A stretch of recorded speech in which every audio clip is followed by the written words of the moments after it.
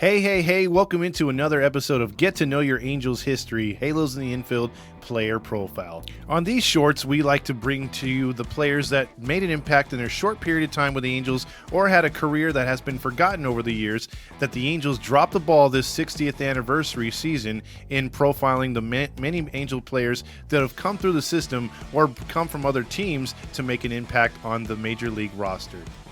Today's episode is about the one, the only, Jim Abbott. Born September 19, 1967, young Jim Abbott was dealt a blow right off the bat. He was born without a right hand, but this did not deter him or his parents.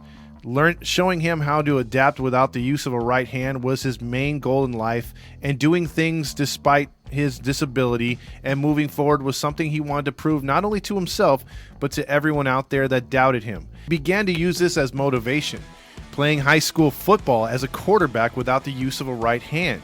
He also would play baseball and would excel in baseball. In the 1985 season, he was recruited by the Toronto Blue Jays in the 36th round of the amateur 1985 draft. He turned down the Blue Jays, however, and went to the alma mater of his parents, which is the University of Michigan, where he excelled there for 3 years and was called upon for the United States Olympics in 1988, where he won a gold medal, getting the final out in a complete game over South Korea to win the gold medal for the United States of America. So later that year, after the gold medal in 1988, Jim Abbott entered himself back into the amateur draft. And the MLB teams were a little bit wary of the fact that he did not have the use of his right hand, and he was born without it, and they thought that that would be a disability. A lot of teams kind of passed on him and don't even have him on the board, even in their second and third rounds. Well, the Cowboy at the time owned the team, and he decided to pick him first in the first round for the Angels, 8th overall pick in the 1988 draft.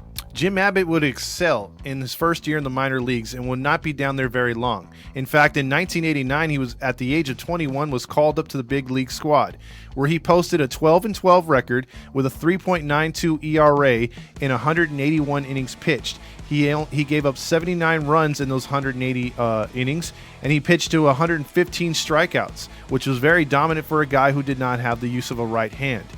In 1990, he came back with a 10-14 record with a 4.51 ERA. He did give up a lot of hits that year, but he was still a solid starter at the age of 22. At the age of 23, he had one of his best seasons. In fact, his very best season. He went 18-11 with a 2.89 ERA and had 158 strikeouts in 243 innings pitched, which is a lot of innings pitched nowadays considering how many injuries the Angels have had. In 1992 for the Angels, he pitched 7-15. The team wasn't all that good, but he sported his best ERA at 2.77.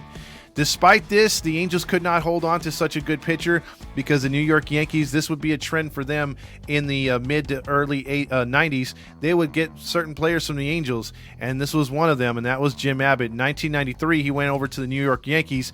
He went 11-14 with a 4.37 ERA, was a very solid starter for them, and then in 94, he went 9-8 with a 4.55 ERA. Then he was traded to Chicago, where he spent one season there at 6-4 with a 3.36 ERA. Then he had two more years with the Angels in 95 and 96.